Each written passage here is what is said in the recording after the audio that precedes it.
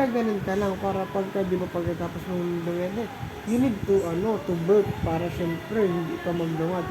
Paano burp? You have to, do like that na. Oo, gaganon ka lang. Madali lang yun. Para makakahiga ka na kaagad. Kasi hindi talaga kita papahigain. Pag hindi ka pa huwag kahit konti. Hindi. Kasi mabilis kang maglungad nga.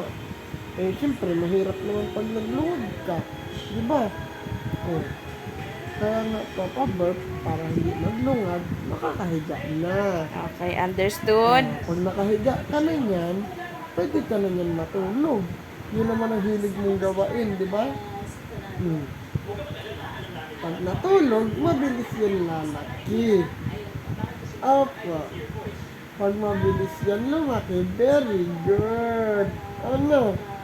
Oh, yun pala yung iniiyak mo. Gusto mo palang mag-burp. May natira pa pala.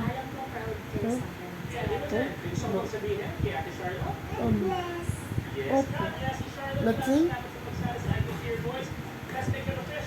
Oh, let's sing. Oh, Opo. pumatong pa. Pumatong pa. Yan na. Oh.